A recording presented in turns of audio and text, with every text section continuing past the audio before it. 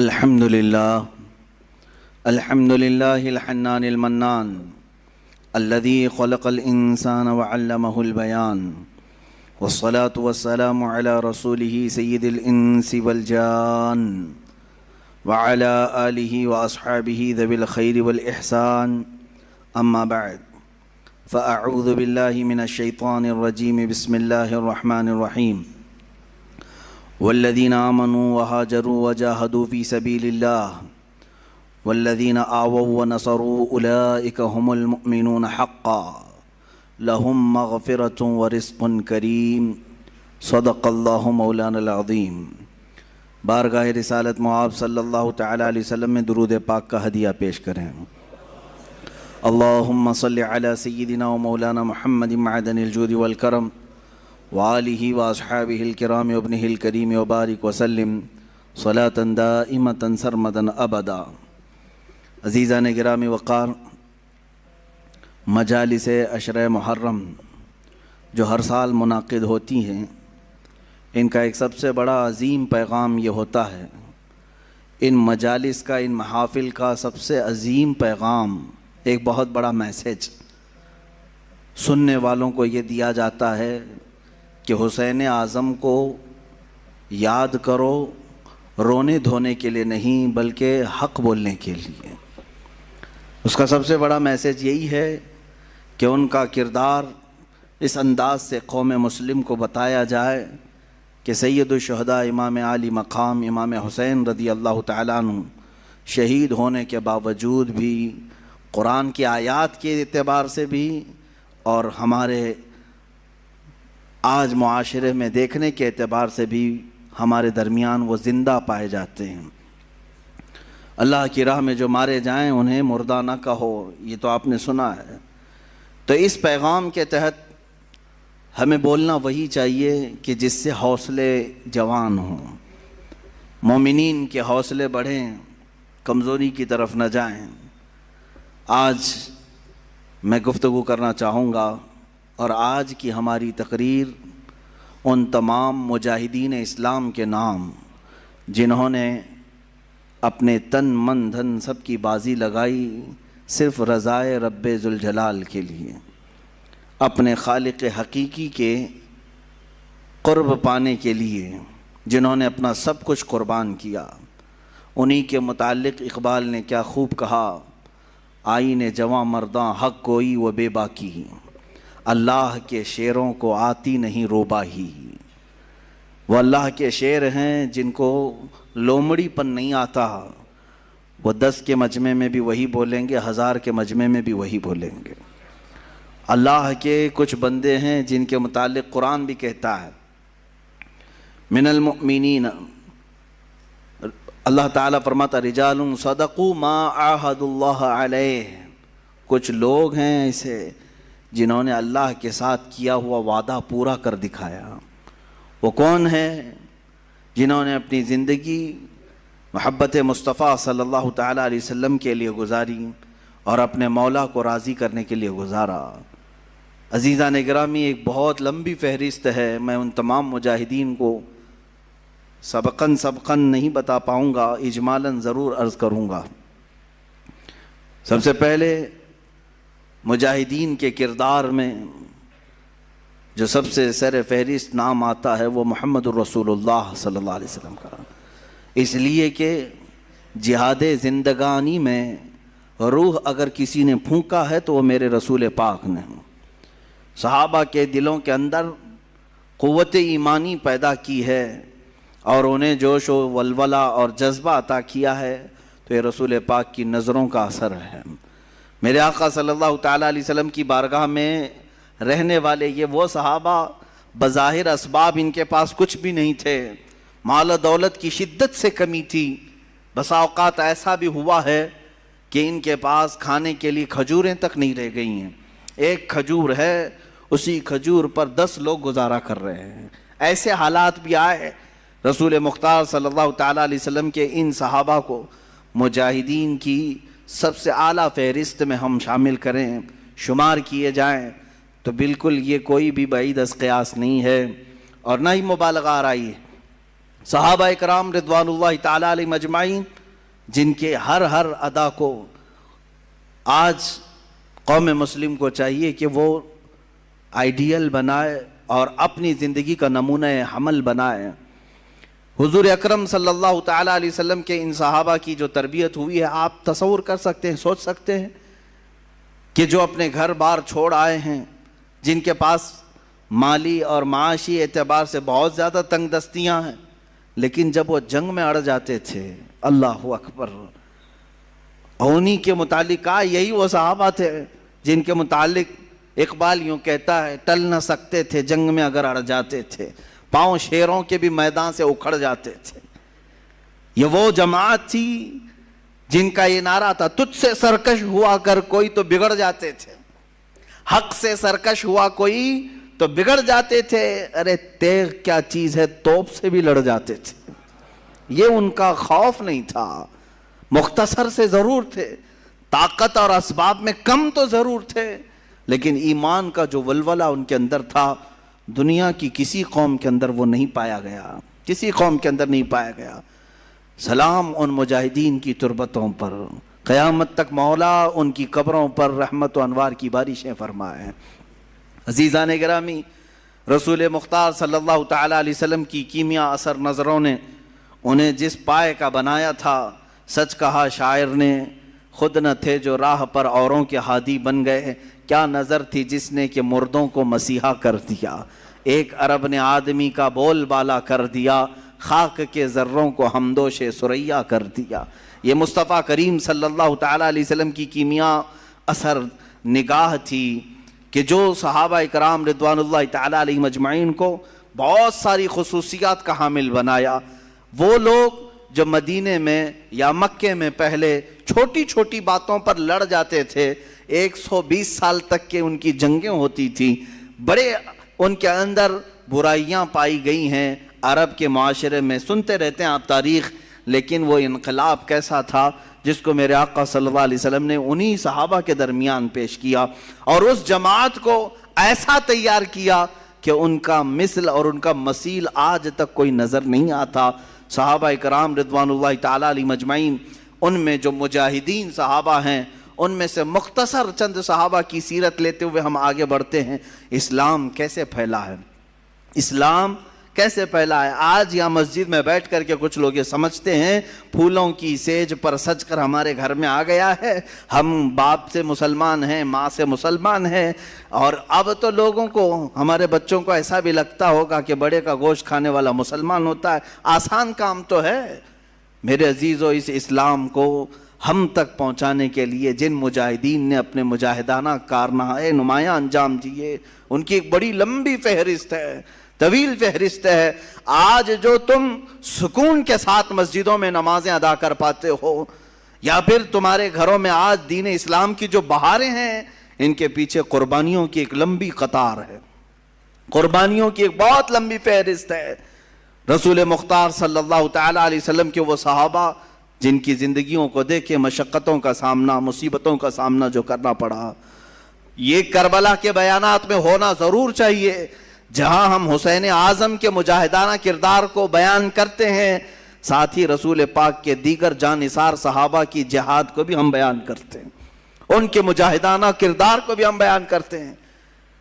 اس کی وجہ یہ ہے کہ میرے عزیزو، صحابہ کرام اور اہل بیت ہمارے لیے دونوں ہی عظمت کے حامل ہیں، اور ان دونوں کے ساتھ ہی ہم جنت کے طلبگار ہیں۔ میرے آقا صلی اللہ تعالی علیہ وسلم کے یہ چند صحابہ جن کے کردار کی متعلق میں عرض کر رہا ہوں، اے نوجوانوں، وہ معاشرہ کیسا تھا جس میں باپ اور بیٹا اس بات پر لڑ رہے ہیں کہ کل بدر میں مجھے جانا ہے کہ تم کو جانا ہے۔ کوئی کھیل کے گراؤنڈ میں نہیں جا رہے تھے، بدر کے میدان میں، مدینے سے 160 کلومیٹر کی دوری ہے، باپ اور بیٹا رات کے وقت گھر میں لڑائی کر رہے ہیں اس بارے میں۔ بیٹا کہتا ہے نہیں میں رسول پاک کے ساتھ جاؤں گا، باپ کہتا ہے نہیں میری عمر زیادہ ہے، میں رسول پاک کے ساتھ جاؤں گا۔ بیٹا کہتا ہے آپ بوڑھے ہو چکے ہیں، جوانوں کی وہاں ضرورت ہے۔ ان دونوں کی تکرار ہوتی رہی، یہاں تک کہ دونوں نے قرآن اندازی کی، چٹھی ڈالی جائے، جس کا نام نکلے وہ جائے حضور کے ساتھ۔ عزیزان گرامی، कुरान अंदाजी की गई। एक बार जब चिट्ठी डाली गई तो उस जवान का नाम आया, दूसरी बार डाली गई फिर उसका नाम आया, तीसरी बार डाली गई फिर उसका नाम आया। तो फिर जो बूढ़े थे, बाप थे, वो झिल्ला करके कहते हैं ये कुरान अंदाजी सही नहीं हो रही है, चलो हुजूर पाक के पास जाकर के हम कह लेंगे। उन्होंने ये सोचा कि मैं नबी कौनैन को मना लूँगा। हुजूर पाक सल्लल्लाहु ताला अलैहि वसल्लम के पास आए, कहा आका कल आप जो जा रहे हैं बेटे और मेरे दरमियान ये तकरार चल रही है। बेटे ने कहा आका हमने घर में कुरान अंदाजी भी की, अब्बा उस कुरान को मानते नहीं हैं, उस कुरान अंदाजी को नहीं तस्लीम कर रहे हैं। या रसूल अल्लाह आप फैसला फरमा दे। मेरे आका ने दोनों के जज्बे को देखा, जवान भी जज्बे में कम नहीं है, बूढ़ा भी जज्बे में कम नहीं है। यही है आईने जवां मर्दी हक गोई वो बेबाकी, अल्लाह के शेरों को आती नहीं रोबाई। इनमें से कोई ऐसा नहीं है जो बहाना ढूंढ रहा हो कि मैं घर में बैठ जाऊं तू चला जाए, बल्कि वो बहाना ढूंढ रहे हैं कि कोई हम में से आगे बढ़ करके हुजूर पाक का दिफा कर सके, पहरा दे सके। रसूल पाक सल्लल्लाहु ताला अलैहि वसल्लम ने उन दोनों में देख करके फिर जो बुजुर्ग थे, सहाबी थे, उनसे कहा आप घर पर रहें, घर पर रहने की अगर ज़रूरत है तो आप अपने जवान बेटे को हमारे साथ भेज दें। मेरे आका का ये फैसला आना था। इसके बाद तो फिर किसी को पर मारने की भी जसारत नहीं होती। लेकिन जानते हैं वो मंजर कैसा है जब वो बूढ़े सहाबी धाड़े मार कर रोते हुए घर वापस आए। कहा ऐ काश ये बुढ़ापा ना होता तो मुझे रसूल पाक के साथ जाना मयस्सर होता।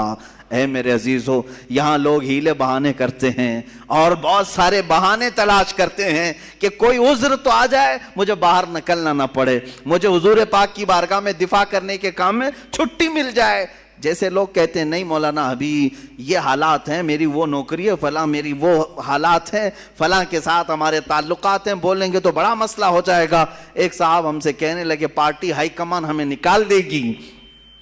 अल्लाह अकबर, तुम्हें ये इस बात का खौफ तो है कि पार्टी हाईकमान तुम्हें लीडरशिप से निकाल देगी। अगर तुम रसूल पाक की हिफाजत के लिए बाहर आए, शर्म करो, शर्म से डूब मरो।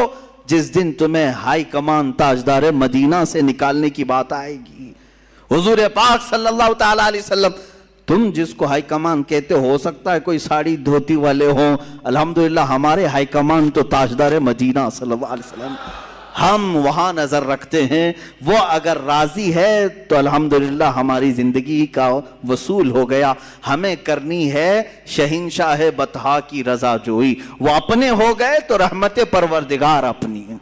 हमें सिर्फ और सिर्फ मतमह नजर रखना है मुस्तफ़ा करीम सल्लल्लाहु अलैहि वसल्लम की ज़ात पाक को। मेरे अजीजों, ये बद्र के मैदान एक दो वाकयात नहीं है, एक दूसरा वाकया इसी मैदान का है। दो छोटे बच्चे भी लड़ रहे हैं, 13 साल 14 साल के बच्चे, मुआज और मुअव्विज रदी अल्लाह ताला अन्हुमा। उम्रों में फ़र्क हो सकता है, मैं एक अंदाज़न तखमीनन बता रहा हूँ, लेकिन थे छोटे। लेकिन छोटों पर मैदान जंग में जाने का हुक्म नहीं था। लौड़ दोनों आपस में गिड़गिड़ाते रहे।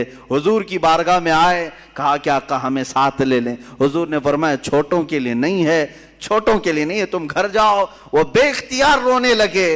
किसके सामने रो रहे हैं? उसके सामने रो रहे हैं जिसको लकड़ी का रोना भी गवारा नहीं है, जिसको जानवरों का रोना भी देखा नहीं जाता। वो अपनी उम्मत के जानिसार सहाबा की औलाद का रोना कैसे देख सकते? मेरे आका ने फरमाया जाओ ठीक है, लाइन में खड़े हो जाओ, अगर तुम्हारा शाना उन सहाबा के शाने से मिल गया तो तुम्हें जाने की इजाजत दी जाएगी। कहाँ शाना मिलता? इस जंग ने क्या मंजर हमारे सामने पेश किया है। ऐ मेरे अजीजों, तारीख तो हम बयान करते हैं, कहानियां नहीं है ये जज्बों का एक समंदर है जो इस्लाम अपनी तारीख में छुपाया हुआ है। यह अपने नौजवानों को मुंतकिल करना जरूरी है। ढूंढ लाओ वो बच्चा जो दौड़ रहा हो मेरे आका की इज्जत की हिफाजत के लिए, और आया कतार में खड़ा हो गया।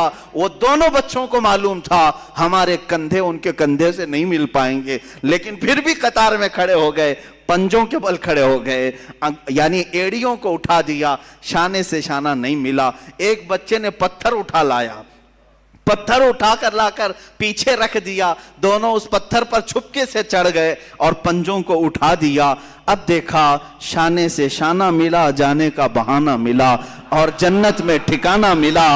اتنا ہی نہیں، حضور پاک سے کوئی چیز چھپی نہیں ہے، میرے آقا ان کا یہ جذبہ دیکھ رہے تھے، آپ نے اجازت مرحمت فرمائی جن کا جذبہ اتنا جوان ہو انہیں بدر کے میدان میں موقع تو ضرور ہونا چاہیے، لیکن تاریخ آج تک گواہ ہے، بخاری اٹھاؤ، مسلم اٹھاؤ، حدیثوں کی کتابیں اٹھاؤ، تاریخ میں یہ رقم ہے، اوروں نے اگر کافروں کو مارا ہوگا ان بچوں نے تو سیدھے کفر کو مارا ہے، اوروں نے اگر جہل کو مارا ہوگا ان بچوں نے تو سیدھے ابو جہل کو مارا ہے۔ یہی دو بچے تھے جو مصطفیٰ کریم صلی اللہ علیہ وسلم کی محبت میں تڑپتے تھے۔ یہ مجاہدین کا کردار ہے۔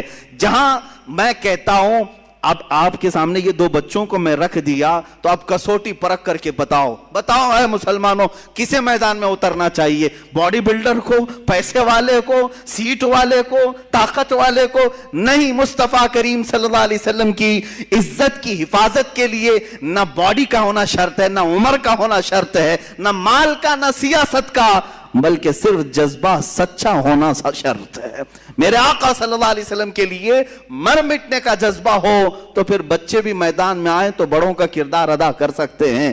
ان بچوں نے جو کردار ادا کیا ہے، ابو جہل کے گھوڑے کو مارا اور نیچے گرا کر اس کے سینے پہ بیٹھ کر اس کی گردن قلم کر دی تھی، تاریخ میں موجود ہے۔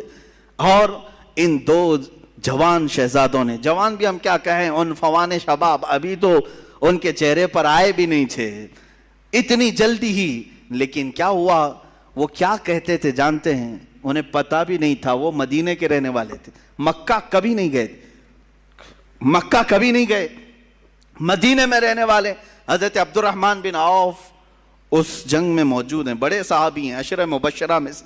وہ کہتے ہیں یہ دو بچے میرے پاس آئے، پوچھنے لگے چچا ابو جہل کس کا نام ہے، کون ہے وہ؟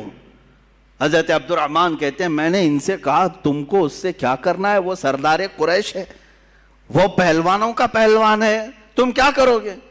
بچوں نے جو جواب دیا وہ ہمارا درس ہے۔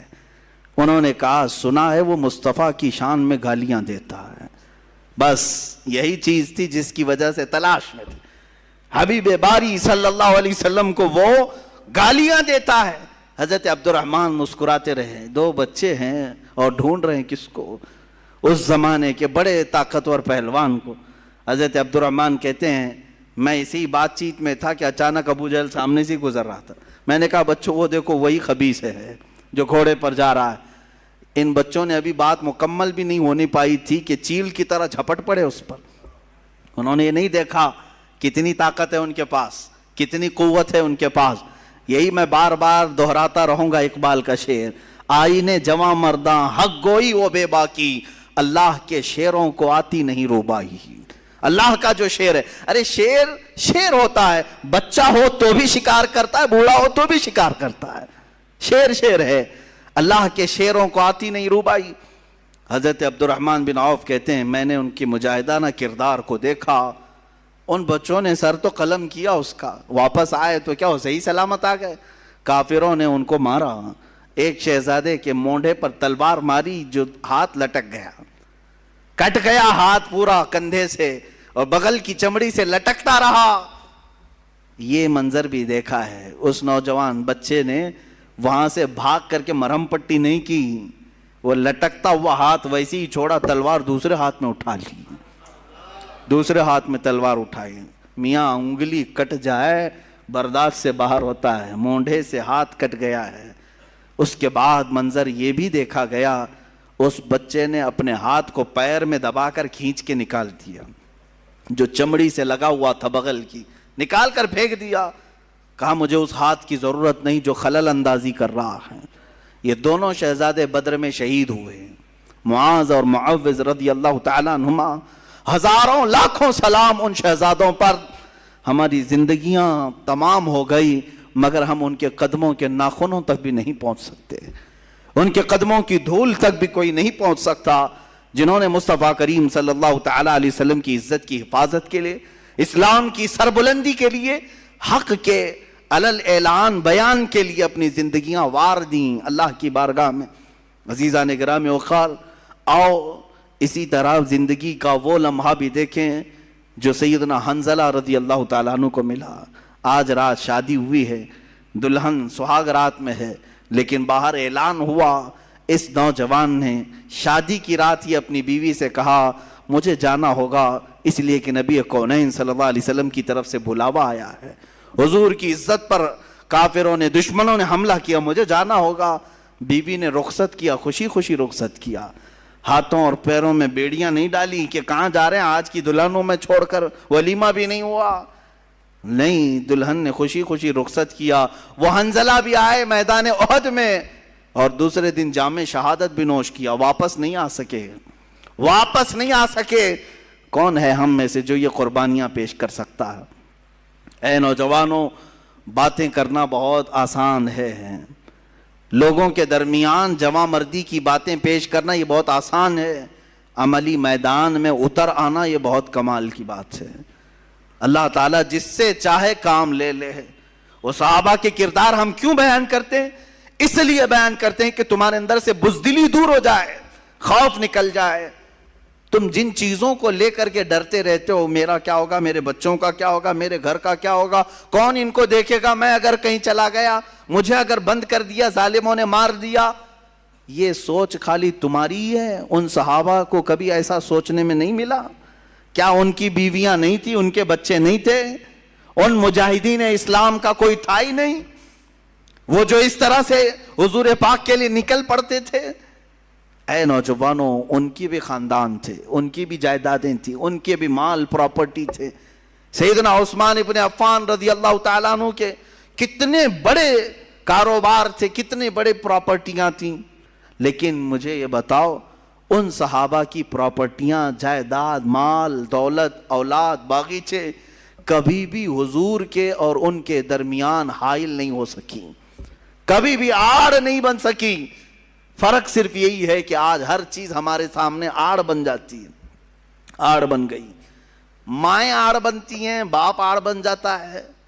اگر کوئی جوان اٹھتا بھی ہے، حق بولنے کی بات کرتا ہے، تو اس کے گھر والے ہی سب سے پہلے اس کے ہاتھ پیر میں باندھ دیتے ہیں، حالات خراب ہیں، تو کہاں جا رہا ہے، مولانا بولتے رہتے ہیں، ان کا کیا ہوتا ہے، تو مر جائے گا، یہی سب تو باتیں آتی ہیں۔ یہ بزدلی جو آج گھروں میں سکھائی جا رہی ہے، جن ماؤں نے اور جن بہنوں نے اپنے بھائیوں کو اس طرح کی باتیں سکھائی، مت جاؤ ان کی باتوں پر، یہ جوش کی باتیں کرتے ہیں، میدان میں لے جا کر کے مار ڈالیں گے، وہ خود تو زیف رہیں گے، تم اندر چلے جاؤ گے، مارے جاؤ گے۔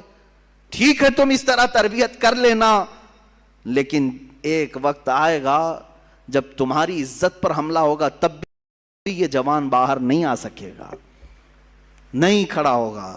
چیلنج کرتا ہوں، لکھ کر کے رکھ لینا، تم نے اس کو روکا ہے اللہ اس کے رسول کی رضا کے لیے، اللہ اس کے رسول کی رضا حاصل کرنے جانے سے تم نے روکا، تو پھر تمہاری حفاظت بھی یہ کبھی نہیں کر سکے گا۔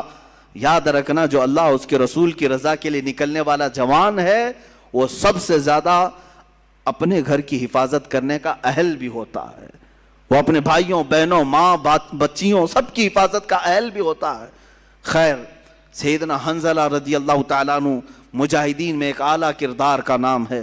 عمار بن یاسر، حضرت یاسر رضی اللہ تعالیٰ عنہ مجاہدین میں ایک اعلیٰ کردار کا نام ہے، اور سیدنا خالد بن ولید سیف اللہ المسلول مجاہدین کے ایک اعلیٰ شخصیت کا نام ہے، جنہوں نے حضور پاک صلی اللہ تعالیٰ علیہ وسلم کے ساتھ جنگیں لڑی، حضور کے زمانے میں بھی، حضور کے بعد بھی۔ یہ ایک ایسے مجاہد کا نام ہے جس سے آج بھی دنیا کانپتی ہے، آج بھی دنیا کانپتی ہے۔ لوگ چاہتے ہیں کہ خالد بن ولید کے اوراق کو بند کر کے رکھیں، کبھی نہ اٹھائیں، ان کا مطالعہ نہ کیا جائے، ان کی سیرت نہ پڑھی جائے، اس لیے کہ معلوم ہے اچھوں کی سیرت پڑھنے کے بعد اثر ضرور آتا ہے، اثر ضرور آتا ہے۔ خالد بن ولید رضی اللہ تعالیٰ عنہ وہ مجاہد صحابی جن کو اللہ کے رسول نے سیف اللہ کہا ہے، یہ اللہ کی لٹکتی ہوئی تلوار ہے۔ انہوں نے اپنی زندگی میں 125 جنگوں میں شرکت کی، 125 جنگوں میں شرکت کی، اور آپ کو ایک بات بتاؤں، 125 میں سے ایک میں بھی شکست نہیں کھائی، ایک میں بھی شکست نہیں کھائی۔ یہ آپ کو خاصہ تھا، آپ کی اسپیشلٹی آج۔ اور ایک میں بتا دوں آپ کو، اللہ تعالیٰ نے جو آپ کو خصوصی انعام دیا سارے صحابہ میں، خالد بن ولید کو 125 جنگوں میں شریک ہوئے، اور ساری 125 میں فتح یابی ملی، ایک میں بھی شکست نہیں۔ دوسری خصوصیت آپ کی یہ ہے، دوسری خصوصیت، خالد بن ولید رضی اللہ تعالیٰ عنہ جن علاقوں کو فتح کیے 125 جنگوں میں، جن علاقوں کو فتح کیے، آج تک وہ علاقے کبھی کافروں کے ہاتھ میں نہیں گئے، صرف ان کی خصوصیت ہے۔ بعض علاقے ایسے ہیں جن کو مجاہدین نے فتح کیا، 100 سال 200 سال کے بعد پھر دوسروں نے ان پر قبضہ کر لیا ہے۔ ایسے کچھ حالات ہوئے ہیں، اور کچھ مقامات ایسے ہیں کہ جیسے مثال کے طور پر ترکی میں کئی مرتبہ ایسے حالات آئے، مصر میں ایسے حالات آئے، اور افریقہ میں کئی مرتبہ ایسے حالات آئے کہ جہاں مجاہدین اسلام نے ان کو فتح کر کے اسلام میں داخل تو کیا، حالات زمانہ کے بعد جیسے بغداد میں ہوا، پھر دوسروں کا قبضہ ہوا، پھر اسلام آیا، ایسا چلتا رہا۔ لیکن سیدنا خالد بن ولید نے اپنی زندگی میں جن علاقوں کو فتح کیا، اللہ نے وہ انعام آپ کو رکھا ہے۔ آج 1400 سال گزر جانے کے بعد بھی وہ علاقہ کبھی کافروں کے ہاتھ میں نہیں گیا، کبھی نہیں گئے۔ یہ آپ کی خصوصیت ہے سیدنا خالد بن ولید رضی اللہ تعالیٰ عنہ۔ اب ایک بات یہ بھی میں بتا دوں، وہ لڑتے تھے شہادت کے جذبے میں، ہمیشہ شہادت کے شوق میں لڑتے تھے، شہادت کبھی نہیں ملی، آپ شہید نہیں ہوئے۔ ایک بات یہ بھی، سب سے زیادہ جنگیں لڑنے والے، سب سے زیادہ فتح کرنے والے، سب سے زیادہ سپہ سالاری کرنے والے شہید نہیں ہوئے، شہید نہیں ہوئے۔ حضرت خالد فرماتے ہیں میرے جسم میں، پورے جسم میں ایک بالشت جگہ بھی باقی نہیں جہاں تیر نہ لگا ہو، جہاں نیزے نہ لگے ہوں۔ تیر آئے ہیں، نیزے لگے ہیں، چاقو لگی ہے، پورے جسم کی بات حضرت خالد فرماتے ہیں ایک بالشت جگہ بھی باقی نہیں ہے کہ جس میں تیر نہ لگا ہو، پورے حصے میں تیر لگے ہوئے ہیں، پورے بدن میں۔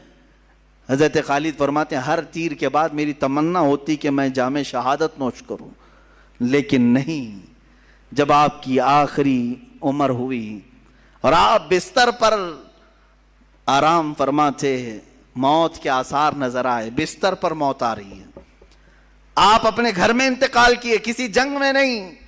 اس وقت حضرت خالد بن ولید نے کہا تھا دنیا کو میسج دے دو، دنیا کو سنا دو، جو لوگ ڈرتے ہیں جہاد سے، اگر جہاد میں ہی موت آنی ہوتی تو خالد بن ولید سب سے پہلے چلا جاتا۔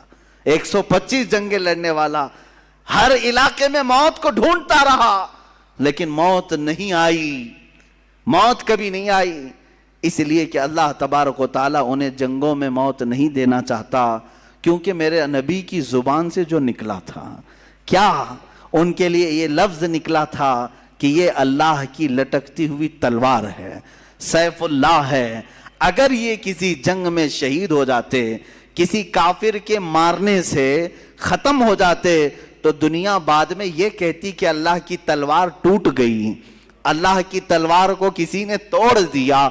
اس لیے میرے مولا نے اس اللہ کی تلوار کو صحیح سلامت رکھا، اور آج تک وہ تلوار اپنی قبر میں صحیح سلامت ہی ہے، صحیح سلامت ہی ہے۔ یہ اس بات کا بھی اشارہ ہے کہ رسول اللہ نے جسے اللہ کی تلوار کہا وہ ٹوٹی نہیں ہے، وہ کبھی بھی پھر سے واپس امت میں بیدار ہو سکتی ہے، ہو سکتی ہے۔ اسی لیے اقبال نے کہا تھا نکل کے صحرا سے جس نے الٹ دیا تھا تخت روما کو، نکل کے صحرا سے جس نے الٹ دیا تھا تخت روما کو، سنا ہے قدسیوں سے میں نے کہ وہ شیر پھر ہوشیار ہوگا، سنا ہے قدسیوں سے میں نے کہ وہ شیر پھر ہوشیار ہوگا، وہ شیر انشاءاللہ العزیز اسی امت میں ہوشیار ہوگا۔ یہ لیکن شرط یہ ہے کہ ان مجاہدین کو سنا جائے اور سنایا جائے۔ سیدنا خالد بن ولید رضی اللہ تعالیٰ عنہ، میں مختصر چل رہا ہوں، باقی جوانوں کی ذمہ داری ہے کہ وہ پھر اپنے مطالعے کو وسیع کریں اور ان کو سرچ کریں اور پڑھیں، کتابوں میں ان کو نکالیں۔ ان صحابہ کو، صحابہ اکرام رضوان اللہ تعالیٰ علیہ مجمعین میں حضرت مصعب بن عمیر رضی اللہ تعالیٰ عنہ سفیر اسلام ہیں۔ سفیر اسلام کس کو کہتے ہیں؟ ایمبیسیڈر حضور پاک صلی اللہ تعالیٰ علیہ وسلم کے۔ حضرت جعفر طیار رضی اللہ تعالیٰ عنہ سفیر اسلام ہیں، حضور صلی اللہ تعالیٰ علیہ وسلم کے پاس سے خط لے کر کے جاتے تھے. کہاں جاتے تھے؟ کہاں جاتے تھے؟ چوک میں محلے میں کھڑے ہو کر درس دینے کے لیے نہیں. وہ صحابہ لے کر سیدھے بادشاہوں کے تخت کے سامنے کھڑے ہوتے. بڑے بڑے جو بادشاہ تھے یہ صحابہ کہاں گئے؟ مصر کے بادشاہ کے پاس گئے, روم کے بادشاہ کے پاس, ایران کے بادشاہ کے پاس, یہ سب خطوط لے کر بحرین کے بادشاہ کے پاس. جتنے اس وقت بادشاہ تھے یہ صحابہ یا تو اکیلے ہوتے یا دو لوگ ہوتے, سیدھے صرف دو لوگ ہوتے. میرے آقا صلی اللہ علیہ وسلم کا لیٹر خط لے کر کے جاتے اور بادشاہ کے پاس کھول کر کے پڑھتے. کیا کہتے اس میں؟ ایسا نہیں کہ آپ کی اقبال بلند ہو, آپ کی سلطنت بڑی ہے, آپ کی رعایا ایسے ہیں, نہیں, بلکہ سیدھے کہتے بسم اللہ الرحمن الرحیم, اللہ کے نام سے شروع جو نہایت مہربان رحمت والا. میں محمد صلی اللہ تعالیٰ علیہ وسلم کی طرف سے سفیر بن کر کے آیا ہوں. اے بادشاہ میں تجھے دعوت دیتا ہوں کہ تو اسلام قبول کر لے, اور اسلم تسلم یہ کہتے تھے. حضور کے اکثر خطوں میں یہ لکھا جاتا تھا اسلم تسلم, اسلام لاؤ امن پا جاؤ گے. یہ کس سے کہہ رہے ہوتے؟ وہ اپنے قیدیوں سے نہیں, ملک کے بادشاہ سے. بادشاہ غور سے سنتا بھی تھا, بادشاہ غور سے سنتا بھی تھا. ان دو صحابہ کا رعب کیسا تھا جو تخت کے سامنے کھڑے ہو کر کے بلند و بالا اعلاناً کہتے. کئی مواقع ایسے آئے جن بادشاہوں کے سامنے جھک کر جانے کی عادت رہی ہے, رواج رہا ہے, وہاں وزیروں نے کہا کہ نہیں یہاں سجدہ کر کے جانا ہے. یہ صحابہ اڑ گئے, کہا کہ ہم سجدہ تو صرف اپنے خالق کو کرتے ہیں, ہم تو اپنے نبی محمد صلی اللہ علیہ وسلم کو سجدہ نہیں کرتے, اس بادشاہ کو کیا کریں گے؟ وہ جا کر کے پیغام دیتے بادشاہ کو کہ یہ لوگ کہہ رہے ہیں کہ سجدہ کر کے نہیں آئیں گے, جھک کر نہیں آئیں گے. بادشاہ کہتا جیسے آئے ویسے ہی آنے دو. کیا پیغام لائے ہیں؟ کیونکہ عرب میں جو بات پھیلی تھی ہر ایک کو تجسس تھا, ایکسائٹڈ تھا کہ کیا میسج آیا ہوگا پتہ نہیں. حضور صلی اللہ علیہ وسلم کا میسج خط لکھتے اور پتہ نہیں ان کی زبانوں میں بلا کا اثر بھی ہوتا. شاہ مقوقس کے دربار میں, مصر کے دربار میں, بادشاہوں کے دربار میں یہ دو صحابہ ہیں جو قاصد بن کر کے گئے, اور کئی بادشاہ ہیں اسی وقت اسلام قبول بھی کی. بادشاہ کی بات کر رہا ہوں. نجاشی کے دربار میں, نجاشی ایتھوپیا کا بادشاہ, شاہ حبشہ جس کو حبشہ کہتے ہیں, وہ آج کے زمانے میں اس کو ایتھوپیا کہتے ہیں. حضرت جعفر طیار کھڑے ہوئے جبکہ ان کے مخالفت میں ابو سفیان مکہ سے آئے ہوئے تھے کافروں کی طرف سے, ان کے بارے میں بولنے کے لیے کہ ان کو پناہ مت دو. نجاشی نے کھڑا کیا, کہا کیا تم پیغام لے کر کیا ہو, سناؤ ذرا. حضرت جعفر طیار طٰہٰ کی آیتیں پڑھنے لگ گئے. طٰہٰ ما انزلنا علیک القرآن لتشقى الا تذکرۃ لمن یخشیٰ. وہ عرب لوگ تھے اور نجاشی عربی جانتا تھا.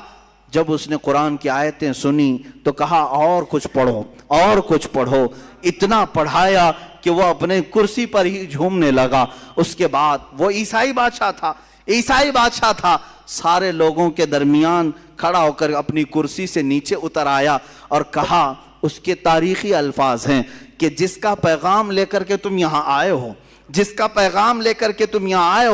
سچ بتاؤں میں گواہی دیتا ہوں وہ اللہ کے رسول ہیں. ان کا ہی یہ کلام ہو سکتا ہے, کسی رسول کا ہی یہ کلام ہوگا, وہ اللہ کے رسول ہیں. اور نجاشی نے جو تاریخی جملہ کہا تھا, کہا اللہ کی قسم اگر وہ یہاں ہوتے میں ان کے قدموں کو دھو کر پانی خود پی لیا کرتا. لیکن میرے عزیزوں یہ کردار کس کا تھا؟ ان بادشاہوں کے تخت تک جا کر کے بھی اسلام کی دعوت دینا. یہ وہ صحابہ تھے جن کا مجاہدانہ کردار تو دیکھیں. یہاں لوگ ابھی ڈر کے مارے چھپاتے ہیں, کہتے ہیں نہیں حالات اچھے نہیں, نہ بولیں, ان تمام لوگوں کو برا لگتا ہے. کس کو برا لگتا ہے؟ سارے لوگ اپنے اپنے دین کی بات کر سکتے ہیں اس دنیا میں, تو ہم کیوں اپنے دین کی بات نہیں کر سکتے؟ جو دین اللہ کو پسند ہے, جو دین اللہ کا مختار ہے, اس دین کے بارے میں ہم کیوں نہیں بات کر سکتے؟ ہر ایک کو آج اختیار ہے.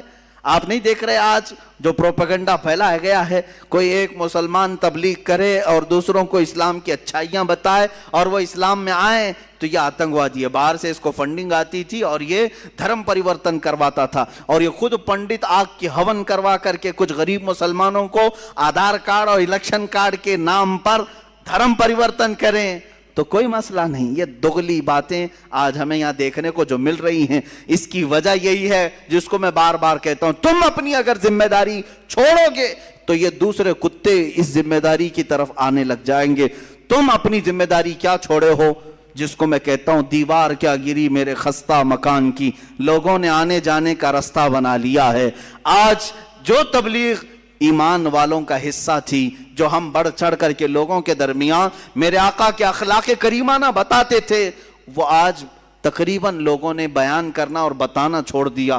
بیان کرنے کا مطلب صرف ممبر سے نہیں ہے، تمہارے اعمال تمہارے اخلاق سے بھی ہے. ہر آدمی حضور پاک کی سنتوں کو اپنے اعمال سے بھی بیان کر سکتا.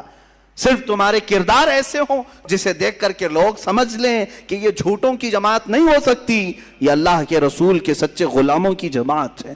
عزیزان گرامی وقار، یہ صحابہ کرام رضوان اللہ تعالی علیہ مجمعین جنہوں نے بادشاہوں تک بھی پہنچایا اسلام کے اس عظیم میسج کو، اور جنگلوں میں گئے ہیں. بربر ایک قوم کا نام ہے، جانتے ہوں گے. جب کسی کے اوپر بہت زیادہ سختی کی جاتی ہے نا تو کہتے ہیں کہ ظلم و بربریت کا ننگا ناچ ناچ رہا. بربریت کیا ہے؟ بربریت دوسری زبانوں میں بھی بربرتا بھی کہتے ہیں، یعنی بہت زیادہ کسی کے اوپر تشدد کیا جائے تو بربر کہا جاتا ہے. بربر ایک قوم کا نام ہے، جنگلوں میں رہنے والی بہت سخت قسم کی قوم تھی، تشدد کرنے والی قوم تھی. وہ اکثر باہر سے آنے والے انسانوں کو مار ڈالتے تھے. جنگلوں میں، افریقہ کے جنگلوں میں رہنے والی ایک قوم، بربر قوم، جس کا سامنا کوئی نہیں کرنا چاہتا. نہ ان کو انسانوں کی طرح جینے میں کوئی لطف تھا، نہ مال کماتے تھے، نہ مطلب گھر بناتے ہیں جنگلوں میں اسی طرح پتوں کی زندگی گزارتے ہیں، شکار کرتے کھاتے ہیں. کسی کا قتل کرنا، کسی کو پھاڑ دینا، پیٹ نکال چیر دینا کوئی بڑی بات نہیں تھی، معمولی بات تھی ان کے. اس بربر قوم کے پاس رسول اللہ کے یہ دیوانے صحابہ اسلام لے کر کے گئے. اسلام لے کر کے گئے اس بربر قوم کے پاس جن کی زبان تک نہیں آتی تھی. صحابہ گئے. کیا ان کو ڈر نہیں تھا کہ ہمارے جاتے ہی ہماری شکل و شباہت کو دیکھ کر کے یہ لوگ ہم پر حملہ کریں گے، مار ڈالیں گے؟ نہیں، اللہ کے شیروں کو آتی نہیں روبائی، وہ کسی میدان میں بھی چل پڑتے تھے. وہ صحابہ گئے ان جنگلوں میں، ان کی زبان تک نہیں آتی تھی. اشاروں سے انہیں سمجھایا، اشاروں سے انہیں بتلایا بہت ساری چیزیں. جب دھیرے دھیرے زبان کھول کر کے انہیں بتایا. ایک بات میں آپ کو بتا دوں، صرف آپ کو کہا گیا ہے کہ تم پیغام پہنچاؤ، دلوں میں اتارنا یہ اللہ کا کام ہے، اللہ کا کام ہے. وہ صحابہ اسی یقین کے ساتھ جاتے اور جنگل میں رہنے والی بربر قوم کے سامنے جب میسج پیش کیا، کبھی کوئی چیزیں بجا کر کے، کبھی اشاروں سے، لیکن چند دنوں کے بعد دیکھا اس بربر قوم نے انہی صحابہ کو امام بنا کر ان کے پیچھے نمازیں بھی ادا کرنا شروع کیا. جنگلوں میں نمازیں قائم ہو گئیں، اور اس کے بعد آج تک وہ قوم اسلام سے وابستہ ہے. آج تک وہ قوم اسلام سے وابستہ ہے. صحابہ رضوان اللہ تعالی علیہ مجمعین کے ہاتھوں پر جو اسلام لائی ہے وہ قوم 1400 سال گزر جانے کے بعد آج بھی افریقہ کے بہت سارے علاقوں میں وہ اسلام کے چاہنے والے موجود ہیں، مسلمان موجود ہیں. میں آپ کو صحابہ کا ایک کردار بتاؤں. بربر قوم کے پاس گئے ہیں. آپ اندازہ کر سکتے ہیں عرب کے رہنے والے، آج کے عیاش عربوں کو دیکھ کر کے قیاس مت کرنا کہ صحابہ عرب تھے تو ایسے رہے ہوں گے. نہیں، یہ عیاش عرب ہیں، یہ یہودیوں کی اولاد بن گئے ہیں بہت سارے، اس میں بہت سارے، اللہ ماشاءاللہ، سب کی بات نہیں کرتا ہوں. ان کے ہاں آج جو رنگینیاں ہیں، جو عیاشیاں ہیں، وہ تو یورپ میں بھی نہیں ہیں. ان پر قیاس مت کرنا. صحابہ کرام رضوان اللہ تعالی علیہ مجمعین، سلف صالحین، تبع تابعین جو عرب تھے، ان کی عربیت بہت الگ تھی. اس کے باوجود وہ عرب میں جس انداز سے رہتے تھے وہ سب چیزیں ترک کر کے، جانتے ہو آج اگر میں آپ کو کہوں اتنی ٹیکنالوجی کے بعد بھی چائنا ذرا جا کے آؤ، آپ ہنس پڑیں گے. کیا کریں گے؟ چین چین چین چین کریں گے ہم وہاں جا کے. ہم کو نہ زبان آتی ہے، کچھ بھی نہیں آتی، کیا کریں گے؟ میرے عزیزو، 1400 سال پہلے حضرت سعد ابن ابی وقاص چائنا آئے ہیں، چین کی سرزمین پر آئے تبلیغ اسلام کی خاطر. کون سی زبان لے کر کے آئے ہوں گے؟ کیسے ان کے درمیان پھیلائے ہوں گے. جانتے ہیں اس صحابی کی تبلیغ اسلام سے چائنا میں اسی وقت اسلام پھیلا بھی تھا. چائنا کی زبان مختلف بالکل، ان کا رنگ الگ، ان کے تہذیب الگ، ان کے اخلاق الگ. اتنا ہی نہیں، وہی عرب کے صحابہ ہیں، وہی عرب کے صحابہ ہیں جو وہاں سے مدینہ طیبہ سے نکلے تو ہمارے اس دیار غریب ہندوستان میں بھی تشریف لائے. دیار غریب نواز ہندوستان میں بھی تشریف لائے. اور آپ کو میں بتاؤں، ساحل سمندر کے پاس صحابہ کی آمد بہت ہوئی ہے. کیرلا کے جو سمندر ہیں اس کے ساحل پر صحابہ اترے ہیں، ممبئی کے جو ساحل ہیں اس پر صحابہ اترے ہیں، سندھ کے علاقے میں تابعین اترے ہیں. یہ ہندوستان کی سرزمین پر وہ تجارت بھی کیے. اور یہاں جب آئے سیدنا مالک بن دینار رضی اللہ تعالیٰ عنہ، جن کی تاریخ میں یہ ملتا ہے کہ ان کے صرف ایک کردار کو دیکھ کر کے وہاں کے راجے نے، وہاں کا جو بڑا پیسے والا تھا وہ مرعوب ہو گیا. ناریل ٹوٹ کے نیچے گرا تھا، ان کو شدت کی پیاس لگی تھی. آپ نے کہا مجھے پانی چاہیے اشارے سے، تو قریب کھڑا ہوا آدمی کہا یہ ناریل اٹھاؤ پی لو، کیرلا میں ناریل بہت ہوتے ہیں. مالک بن دینار نے کہا نہیں، پہلے یہ بتاؤ تو یہ کس کا درخت ہے، مالک کون ہے، پہلے میں اس کی اجازت تو لے لوں. کہا یہاں یہ سب چلتا نہیں ہے، جو راستے پر پڑے اٹھا لیا جاتا ہے. کہا وہ تم اٹھاتے ہوں گے، میں رسول اللہ کا غلام ہوں، ہم کسی کی بھی چیز کو بغیر اجازت کے چھوتے تک نہیں ہیں. یہ بات اس نے راجے سے جا کر کہا تو اس راجہ نے ان کی باتوں کو سن کر بہت زیادہ متاثر ہوا. انہیں پانی بھی پیش کیا گیا اور پوچھا گیا یہ جو آپ ایمان لے آئے ہو، یہ جو علم کی دولت یا اخلاق کی کہاں سے لے آئے ہو؟ اس مالک بن دینار نے سیدھے اشارہ کیا مدینے کے سورج کی طرف کہ یہ کرنیں وہاں سے چلی ہیں. اس راجہ نے اسی وقت سفر کا ارادہ بھی کیا اور سفر کے لیے چل بھی پڑا. بعض تاریخی روایات میں یہ ملتا ہے کہ وہ حضور پاک صلی اللہ علیہ وسلم کی بارگاہ میں جا کر مشرب اسلام بھی ہوا. یہ صحابہ تھے، وہ ہندوستان تک آئے، ہمارے علاقے تک آئے، چائنا گئے، افریقہ گئے. اور میرے عزیزو، اسلام کے تبلیغ اور انتشار میں جو ان کا کردار ہے، صدیاں گزر جائیں گی، بہت ساری چیزیں گزر جائیں گی، میں بیان نہیں کر سکوں گا. صحابہ اکرام رضوان اللہ تعالیٰ علیہم اجمعین کی وہ جماعتوں میں سے جوان لوگ اٹھے ہوئے. اسی سندھ کا علاقہ، ہند اور سندھ دو تھے، ہند اور سندھ. ابھی سندھ جو ہے اکثر حصہ پاکستان میں ہے. پہلے یہ دو ہند اور سندھ مشہور تھے. سندھ کے علاقے میں راجہ داہر سنگھ، جو کشمیر کے آگے ایک راجہ کی حکومت تھی.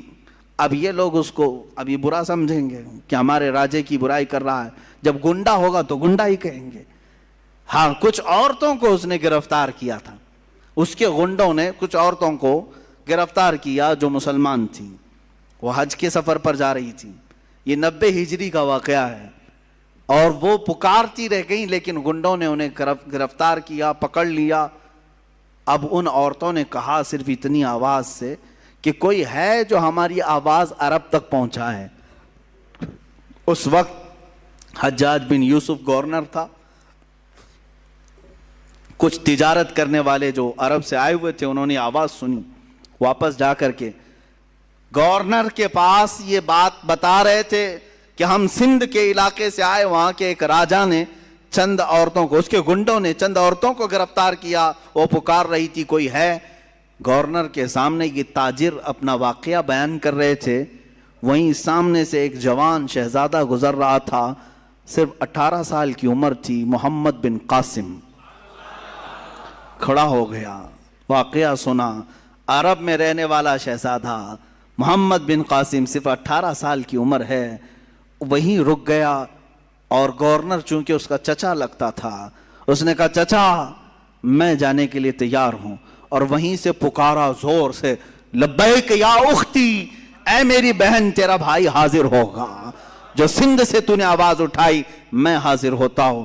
10,000 کا لشکر لے کر سب سے پہلے ہندوستان میں آنے والا محمد بن قاسم ہے. سندھ کے علاقے میں آئے. میرے عزیزوں، لوٹ مار کرنے نہیں آئے تھے، مال لوٹ کر لے جانے نہیں آئے. جیسے کہ تم سب جانتے ہو انگریز یہاں کیا کرنے آئے تھے، سارا یہاں کا لوٹ کر کے لے گئے. کبھی یہ لوگ بیان نہیں کرتے ہیں. انگریزوں کے غلام یہ بھی تاریخ نہیں جانتے. 200 سال انگریز لوٹتے رہے, کھاتے رہے, سب انگلینڈ پہنچاتے رہے, اس کے باوجود ان کو صرف خلجی نظر آتا ہے, ان کو اورنگزیب نظر آتا ہے. ارے میاں وہ آئے, یہاں بنائے اور یہیں دفن بھی ہوئے, یہیں دفن بھی ہوئے.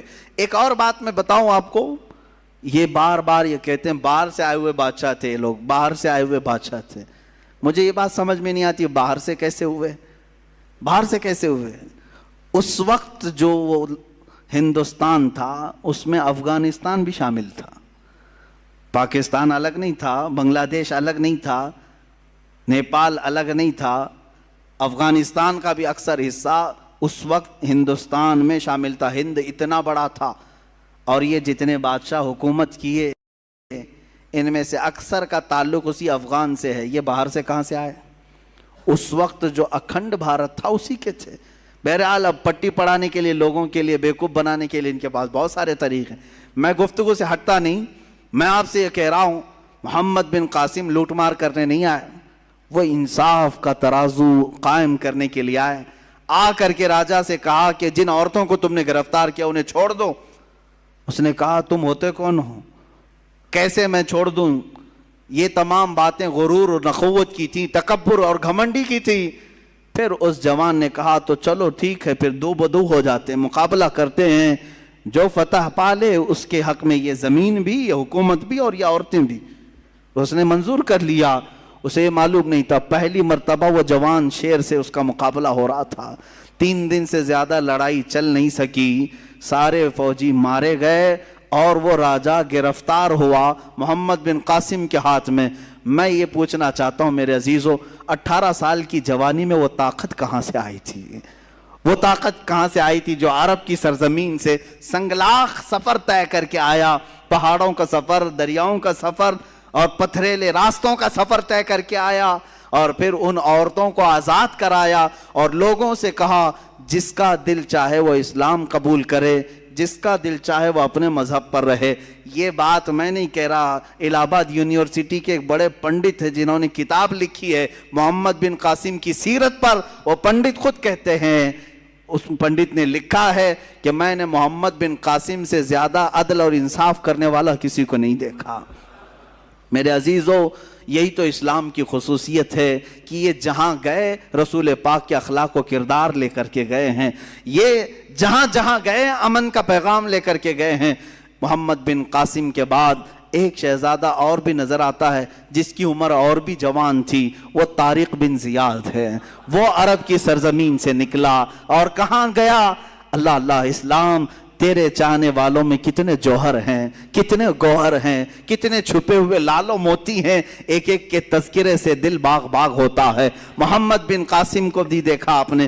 طارق بن زیاد کون ہے؟ طارق بن زیاد ایک جوان شہزادہ ہے, ایک سپاہی ہے, اور جوانی ایسی, قوت اور جوش و جذبہ ایسا کہ سب سے پہلے بیڑا اٹھاتا ہے اور کہتا ہے میرے محمد عربی صلی اللہ علیہ وسلم کا پیغام میں یورپ کی سرزمین پر لے جانا چاہتا ہوں.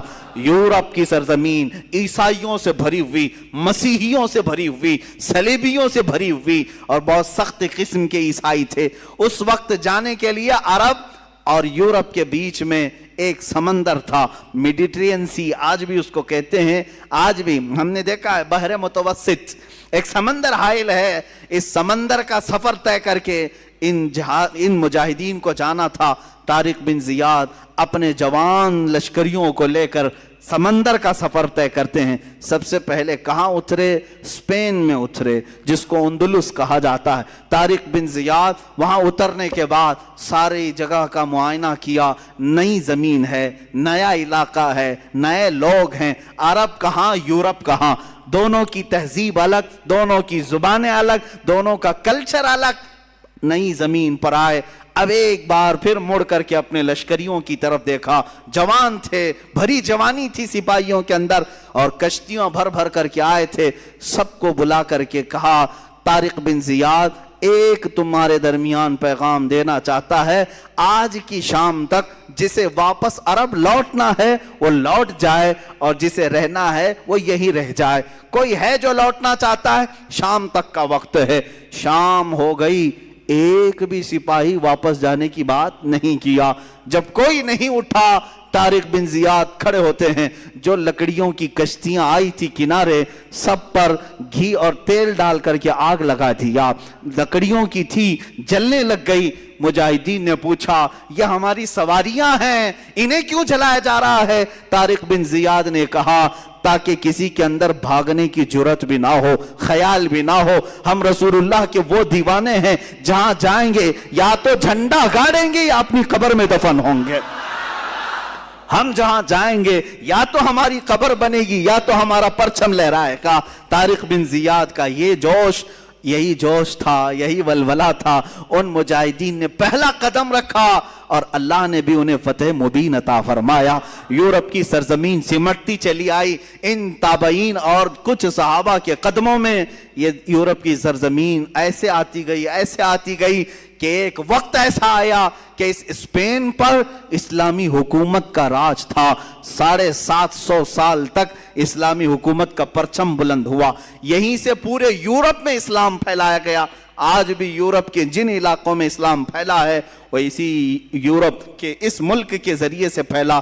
طارق بن زیاد کی قبر پر اللہ لاکھوں رحمتیں نازل فرمائے، ان کی قبر پر مولا ابر رحمت نازل کرے کہ جس ایک جوان کے جذبے نے پورے بر اعظم ایک کانٹیننٹل کو اسلام کے دامن میں داخل کیا ہے۔ عزیزان گرامی، اسلام تیرے چاہنے والوں میں کتنے گوہر، کتنے لال و موتی چھپے ہوئے ہیں۔ ہم تاریخ میں آگے بڑھ کر کے آتے ہیں تو پھر ایک مجاہد کا نام آتا ہے جسے صلاح الدین کہا جاتا ہے۔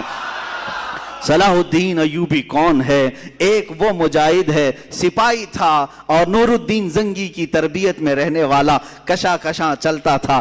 بسا اوقات ایسا تھا کہ خاندان الگ تھا، بڑے لوگوں کا، پیسے والوں کا خاندان تھا، لیکن اللہ جس کا دل بدل لے اور جس کو کام پر لگائے تو پھر دنیا کے تماشوں سے اس کا جی اٹھ جاتا ہے۔ وہ نکلا۔ یہ وہ زمانہ تھا جب عیسائیوں نے بیت المقدس پر قبضہ کر لیا تھا، مسلمانوں پر پابندی لگائی تھی، قتل عام کیا تھا، فلسطین کو خون سے نہلا دیا تھا۔ اس وقت یہ خبریں پھیلتی تھی، بغداد میں کسی اور کی خلافت تھی، مصر میں کسی اور کی تھی، شام میں، یمن میں، عراق میں الگ الگ خلفاء موجود تھے، لیکن بس یہی کہ سو رہے تھے یا اپنے حرم خانوں میں عورتوں کو رکھے ہوئے۔ بہت سارے الگ الگ اسلامی خلفاء میں بھی بعض عیاشیاں آئیں۔ اس زمانے میں یہ اٹھتا ہے ایک سپاہی جس کی راتوں کی نیند بے قرار ہے اور اس کا چین و سکون ختم ہو چکا ہے، صرف ایک ہی سوچ کہ قبلہ اول اگر آج ان لوگوں کے ہاتھ میں ہے جہاں سے میرے آقا کی معراج ہوئی، جہاں میرے آقا نے ہزاروں انبیاء کی امامت کی، وہ اگر آج ہمارے درمیان نہیں ہے تو پھر ہماری کوئی عزت باقی نہیں ہے۔ یہ سوچ لے کر کے نکلا اور اس کے بعد مصر جب تشریف لائے، یہاں پر نور الدین زنگی کے انتقال کے بعد صلاح الدین ایوبی کو سپہ سالار بنایا گیا، مصر کا گورنر بنایا گیا۔ مصر کی گورنری آنے کے بعد سب سے پہلے قسم اٹھاتا ہے یہی صلاح الدین، کہتا ہے کہ اللہ کو گواہ بنا کر کہتا ہوں اس وقت تک چین سے اپنے گھر میں نہیں آؤں گا جب تک بیت المقدس میں اپنا مصلی نہیں بچھاؤں گا۔ اتنا ہی نہیں، ایک جگہ سے گزرتے ہوئے ایک بڑھئی کو دیکھا جو ممبر بنا رہا تھا اور پوچھا بہت خوبصورت ہے، میں خرید لوں؟ کہا لے لو۔ کہا اسی دن یہ نیت کر لیا کہ اس ممبر کو میں بیت المقدس میں ضرور لگاؤں گا، اور وہی ایک حوصلہ ہے، ایک عزم ہے، اور اس کے بعد نکلے۔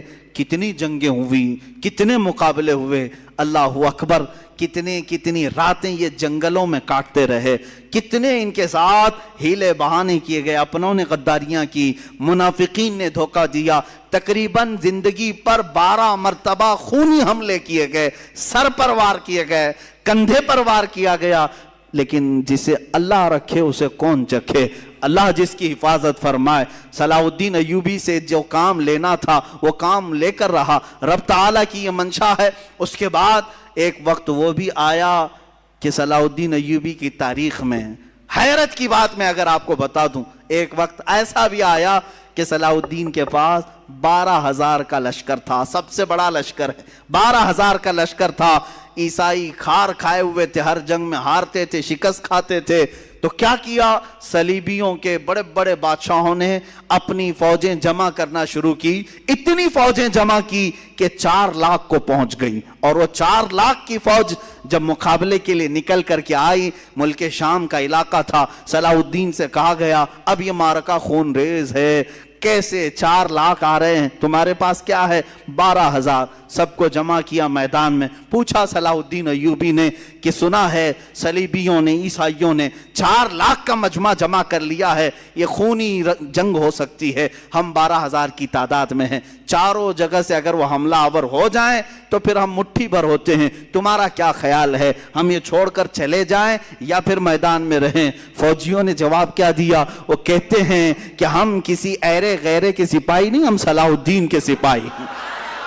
اللہ کے شیروں کو آتی نہیں روباہی، آئی نے جواں مردہ حق گوئی وہ بے باکی۔ اقبال نے سچ کہا تھا، اللہ کے شیر کبھی لومڑی بننا پسند نہیں کرتے، میدان جنگ میں اڑ جاتے ہیں۔ اس کے بعد ہوا یہی، تاریخ نے دیکھا صلاح الدین ایوبی کی 12,000 کا یہ لشکر میدان میں اترا، 4 لاکھ کی فوج کو انہوں نے 3 دن کے اندر اپنی سیاسی بصیرت سے ایسے ٹکڑوں میں تبدیل کیا کہ تقریباً 8 ٹکڑوں میں الگ الگ انہیں بانٹ دیا، الگ الگ طریقے سے۔ اور مقابلے کے بعد تاریخ نے آج، یہ میری اپنی لکھی ہوئی بات نہیں کہہ رہا ہوں، عیسائیوں کے جو بڑے مورخ ہیں، تاریخ داں ہیں، انگلینڈ کے جو بڑے تاریخ داں ہیں، انہوں نے لکھا ہے کہ 4 لاکھ کی ہماری فوج کو صلاح الدین نے دھول چٹا دیا، دھول چٹا دیا، سب شکست کھا کر کے چل پڑے۔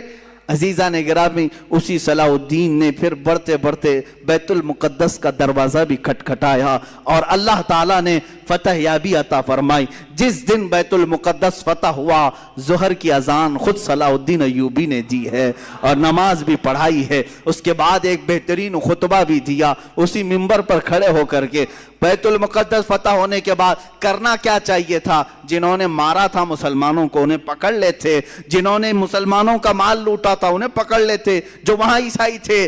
نہیں، صلاح الدین ایوبی نے بیت المقدس کے دروازوں سے آواز لگائی کہ جو امن کے ساتھ رہنا چاہتا ہے صلاح الدین اس کے لیے امن کے دروازے کھولتا ہے، اور جو جانا چاہتا ہے جتنا مال یہاں سے لے کر جا سکتا ہے، کسی کی گردن پر تلوار نہیں رکھی جائے گی۔ یہ بھی انگریز تاریخ دان نے لکھا ہے کہ اتنا زیادہ معاف کرنے والا کسی جرنیل کو ہم نے دنیا میں نہیں دیکھا۔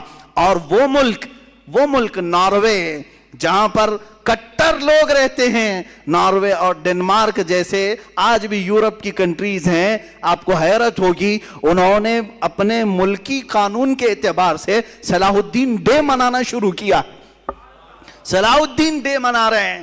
ارے میاں تم کو کیوں صلاح الدین ڈے؟ وہ کہتے ہیں کہ ہم نے ایسا صلاح الدین دیکھا ہی نہیں ہے، یہ اللہ تعالیٰ کی طرف سے پیدا کیا ہوا مجاہد اعظم تھا۔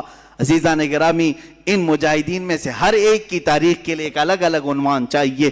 مختصر میں عرض کر رہا ہوں صرف اس لیے کہ جوانوں میں ہمارے جذبہ بیدار ہو، تم اس بات میں فخر کرو کہ تم جن کے وارثین ہو وہ کوئی بزدل قوم کے ہیرو نہیں تھے۔ الحمدللہ ہماری تاریخ میں کوئی ایسا ایرا غیرہ اور نتھو کھیرا نہیں ہے۔ اگر ہم تاریخ اٹھائیں تو آج بھی لوگوں کے سروں پر بجلیاں کون دیں گی، بجلیاں کڑکیں گی، اس لیے کہ صلاح الدین ایوبی کے بعد ہم نے تاریخ میں یہ بھی دیکھا ہے جس نے 3 بر اعظم، تقریباً دنیا میں 7 بر اعظم ہے نا، کانٹیننٹل، افریقہ، ایشیا، یورپ، یہ جو 7 بر اعظم ہیں، ان میں 3 بر اعظم کو اپنی طاقت اور اپنے اخلاق، اپنے کردار سے روشن کیا۔ اس ارطغرل غازی کو بھی ہم نے تاریخ میں دیکھا ہے، سلطان ارطغرل غازی رحمہ اللہ، ان کے جانشین سلطان عثمان غازی رحمہ اللہ، ان کی اولاد میں سلطان محمد فاتح رحمہ اللہ، ان کی اولاد میں سلطان عبدالحمید ثانی کو بھی ہم نے دیکھا ہے۔ ان کی مثالیں تم نہیں لا سکو گے۔ 3 بر اعظموں پر انہوں نے اسلامی عدل و مساوات کا درس قائم کیا ہے، اور ایسے نہیں ہیں کہ وائٹ ہاؤس میں بیٹھ کر کے سازشیں رچ رہے ہوں، بلکہ میرے عزیزو اللہ نے ان کو 3 بر اعظموں کی حکومتیں دی تھی، اس کے باوجود بھی رات کے وقت تنہائی میں جبہ پہن کر کے کسی روٹی بیچنے والے کی دکان میں کھڑے ہو جاتے اور 2 روٹیاں خرید کر لا کر اپنے گھر میں کھایا کرتے تھے. یہ بادشاہان اسلام بھی تھے, مجاہدین اسلام بھی تھے. اس فاتح قسطنطنیہ جس کی بشارت میرے آقا نے حدیث پاک میں دی ہے کہ قسطنطنیہ فتح کرنے والا وہ پہلا لشکر بغیر حساب و کتاب کے جنت میں جائے گا, وہ کون تھا؟ وہ سلطان محمد فاتح ہے جو ارطغرل غازی کی اولاد میں سے تھے. انہوں نے قسطنطنیہ کو فتح کیا. قسطنطنیہ اسی استنبول کو کہتے ہیں جہاں تاریخی ان کی بہت ساری چیزیں موجود تھی, کئی 100 سالوں سے موجود تھی. وہاں سے انہوں نے فتح کیا. ابھی آپ نے سنا ہوگا 1 سال پہلے مسجد آیا صوفیہ کا ایک بڑا مسئلہ چلا تھا. بہت لوگوں کے پیٹ میں درد ہو رہا تھا کہ رجب طیب اردگان نے اس کو مسجد میں تبدیل کر دیا, وہ میوزیم تھی. یہ تاریخ چھپا رہے ہیں, کوئی میوزیم نہیں تھی. یہ سلطان محمد فاتح کی فتح کی ہوئی مسجد تھی. انہوں نے خریدا تھا. چرچ تھی, سیدھے صاف کیوں نہیں بولتے؟ میوزیم تھی؟ میوزیم نہیں ہے, چرچ تھی. اور جب فتح یابی سلطان محمد فاتح کو ہوئی, سارے لوگوں نے دست بستہ کھڑے ہو کر کے وہ سب سپرد کیا تھا, چابیاں دی تھی. اس کی تحریر موجود ہے, دستاویزات موجود ہے. یہ تو ظالم خبیث عیاش مصطفیٰ کمال بادشاہ جو یہودیوں کی اولاد میں سے تھا, یہ سلطنت عثمانیہ کے ختم ہونے کے بعد جو یہودیوں کی طرف سے نافذ کیا ہوا کمال بادشاہ تھا, اس نے اس مسجد کو میوزیم میں تبدیل کر دیا تھا سن 1935 سے لے کر اب تک. ہاں یہ اور بات ہے کہ چاہے تم اپنے طاقت اور نشے میں کسی مسجد کو بدل بھی دو, انشاءاللہ رب تعالی وقت آئے گا پھر کسی نائب صلاح الدین کو ضرور پیدا کرے گا. ہاں اگر آج ترکی میں کوئی جوان شیر پیدا ہے, اس نے اگر مسجد میں تبدیل کیا ہے تو اللہ تعالیٰ کی طرف سے دیا ہوا اس کو یہ انعام ہے, اور ہم بھی انتظار کریں گے انشاءاللہ العزیز. جن مسجدوں کو تم نے آج ہڑپ لیا ہے اور یہاں غیر قانونی طریقے سے عمارتیں بنا کر کے اپنے بھگوا جھنڈے لہرانے کی کوششیں کرتے ہو, 100 سال گزر جائیں, 200 سال گزر جائیں, ہم نا امید نہیں ہیں. ایک دن وہ آئے گا جب وہاں کی دیواروں سے بھی صدائے اللہ اکبر گونجے گی, اللہ اکبر کی صدا ضرور گونجے گی. اس لیے کہ ہم کسی کی ہڑپی ہوئی چیز کو مسجد نہیں بناتے, کسی کی زور زبردستی لی ہوئی چیز کو مسجد نہیں بناتے, بلکہ خوشی خوشی اگر کوئی لا کر دے رہا ہے تب بھی رسول پاک نے قیمت دے کر کے مسجد نبوی بنائی ہے. یہ تاریخ اسلام ہے. بہرحال مجاہدین کا کردار تھا.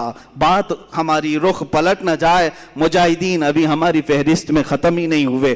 ہم نے صلاح الدین کو یاد کیا ہے, ہم نے سلطان ارطغرل غازی کو, عثمان غازی کو, عبد الحمید ثانی کو یاد کیا, لیکن میرے عزیزو یہ ناانصافی ہوگی اگر میں ہندوستان کے ان مجاہدین کو یاد نہ کروں جنہوں نے پرچم اسلام لہرایا ہے اور عدل و مساوات قائم کیا ہے. اس میں سے ایک جوان شیر شہاب الدین غوری بھی ہے, دوسرا جوان شیر محمود غزنوی بھی ہے, تیسرا جوان شیر اورنگزیب عالمگیر بھی ہے. یہ تینوں جملے جو میں نے کہا یہ پیٹ میں سیدھے گڑتے ہیں, آنکھوں میں سیدھے چبھتے ہیں, اس لیے کہ یہ نام جلدی کوئی سننا نہیں چاہتا. ان ظالموں کو پتہ نہیں ہے کہ یہ ظلم کے ساتھ آئے ہوئے لوگ نہیں تھے. تم تاریخ تو ذرا اٹھا کے پڑھو, کہاں سے اب نفرت کے ماحول میں جی رہے ہو. ہندوستان کو آج چند پاکھنڈیوں کے حوالے کیوں کر دیا جو زہر کھول رہے ہیں, ہندو مسلم فقط کٹرتا کی باتیں کر کے لوگوں میں نفرتیں پھیلا رہے ہیں, جس کی وجہ سے بہت سارے لوگ اب یہ ماحول کو اپنانے لگ گئے ہیں. میں کہتا ہوں عقل مند آدمی وہ ہے جسے چاہیے کہ وہ خود اسلام کو پڑھے, مجاہدین اسلام کو پڑھے, ہندوؤں کو بھی پڑھے, ان کی مقدس کتابوں کو بھی پڑھے, پھر فیصلہ کرے. یعنی کوئی نفرت اور تشدد کی بات نہیں ہے. یہ آج جس طرح سے بیوقوف بنا رہے ہیں, یہاں ہندو خطرے میں ہے, ہندو خطرے میں, کن لوگوں سے خطرے میں ہے, کن لوگوں سے خطرے میں؟ 14% لوگوں سے خطرے میں ہے, 14% 15% لوگوں سے خطرے میں ہے. ارے 20 لاکھ 25 لاکھ کی آبادی ہماری بتائی جاتی ہے, 140 کروڑ کی آبادی میں, 140 کروڑ کی آبادی میں 20 لاکھ 25 لاکھ لوگ, باقی 100 کروڑ لوگوں کے لیے خطرہ ہے. یہ بنایا ہوا خطرہ ہے اور کچھ بھی نہیں ہے, بنایا ہوا خطرہ ہے. کیونکہ تمہیں معلوم نہیں ہے جس کو تم نے اوپر بٹھایا ہے وہ کپڑے کے سانپ بہت دکھاتا ہے، ہاں پلاسٹک کے سانپ دکھاتا ہے جس سے لوگ ڈرتے ہیں، پکڑ لو تم پتہ نہیں چلے گا، کوئی سانپ کاٹنے والا نہیں۔ یہ جتنی اپنے منہ سے پھینکتا ہے وہ سب کپڑے کے سانپ ہیں۔ یا پھر یہ لوگ آج جو ڈرا رہے ہیں خطرہ ہے خطرہ ہے، میں ان ہندوؤں سے بھی کہوں گا جو سیکولر دماغ رکھتے ہیں، ان کی باتوں میں آ کر خواہ مخواہ بیوقوف نہ بنو۔ مسلمان یہاں پر کتنے سو سالوں سے ہے، 700 سال تک جب یہاں اسلامی حکومت رہی تب ہندو خطرے میں نہیں تھے، تب مندریں سلامت رہی، کچھ ہوا مندروں کو؟ ہزار سال پرانی مندر آج بھی ہندوستان میں ہیں کہ نہیں ہیں؟ تاریخ جا کر کے پوچھ لو، ان سے ہی سب مندریں موجود ہیں۔ جب خطرہ نہیں ہوا 700 سال حکومت میں رہنے کے بعد، اب چلو آزادی کے بعد 70 سال اور بھی گزر گئے، اس وقت بھی خطرہ نہیں تھا۔ یہ 2014 سے خطرہ بہت بڑھ گیا۔ کیوں؟ بیوقوف بنا رہے ہیں، ان لوگوں سے خطرہ بڑھ گیا۔ ارے وہ بھی کن لوگوں سے خطرہ بڑھا؟ جن کا تم نے مال بھی ختم کیا، ان کی کوئی معاشی حالت صحیح نہیں ہے، ان کی ایجوکیشن میں کوئی نمائندگی نہیں ہے۔ یہ ہماری جماعت جس کا رونا ہم خود رو رہے ہیں، یہاں تو ہمارے صحیح سے آدھار کارڈ نہیں بنے ہوئے ہیں، صحیح سے لوگوں کے پاس کھانے پینے کی چیزیں نہیں ہے۔ اس قوم کو لے کر اتنی بڑی قوم کو ڈرا رہے ہیں لوگ، اور وہ ڈر بھی رہے ہیں، خوف کھا بھی رہے ہیں۔ میں یہ صاف کہوں گا، ان لوگوں کو چاہیے کہ بیوقوف نہ بنے، یہ ڈرا کر کے اپنی سیاست کرنا چاہتے ہیں، روٹی سیکنا چاہتے ہیں۔ اور اگر تم ڈرتے ہو اور خوف کھاتے ہو تو پھر یہ تمہاری مرضی، کیونکہ ہم مسلمان ہیں، الحمدللہ ہم مسلمان تھے، ہیں اور رہیں گے۔ اورنگزیب رحمت اللہ تعالیٰ علیہ، شہاب الدین غوری، محمود غزنوی، یہ ان مجاہدین کے نام ہیں جنہوں نے تقوی اور پرہیزگاری کے ساتھ عدل کو قائم کیا، اسلام کے نظام کو بھی قائم کیا۔ اخیر میں چلتے چلتے ہم اس مجاہد آزادی کو بھی سلام پیش کر لیں جو ہمارے علاقے سے آتا ہے، شہید ٹیپو سلطان رحمت اللہ تعالیٰ علیہ۔ اس لیے کہ محرم میں ان کی کیوں نہ یاد کریں، کیونکہ یہ محرم شہیدوں کا مہینہ ہے۔ حسین اعظم کو جس طرح ہم اپنی قبر میں زندہ مانتے ہیں، اسی طرح میسور کے اس شیر کو اپنی قبر میں ہم زندہ مانتے ہیں۔ اور کیوں نہ زندہ مانے، وہ سب سے پہلا توپ مین ہے، وہ سب سے پہلا میزائل مین ہے، سب سے پہلے ہندوستان کو طاقت دینے والا، انگریزوں کے خلاف لڑنے والا ہے۔ تمہارے بھونکنے سے کچھ نہیں ہوگا، وہ کل بھی سلطان تھا، آج بھی سلطان ہے، اور اللہ نے اسے سلطان نام سے بنایا تھا، وہ صبح قیامت تک انشاءاللہ سلطان ہی رہے گا۔ اللہ تعالیٰ ان کے اقبال بلند فرمائے، ان کے جانشین ہماری قوم میں پیدا فرمائے۔ مولا ہم سب کو مجاہدین کی وراثت عطا فرمائے، ہمارے دلوں کو مولا کردار غازیان اسلام عطا فرمائے۔ مولا ہم سب کو بزدلی سے بچائے، بزدلوں کی صحبت سے بچائے، صحابہ تابعین اولیاء کاملین کے نقوش پاکی عمل کی اور اقتداء کی ہمیں توفیق عطا فرمائے۔ وآخر دعوانا الحمدللہ رب العالمین۔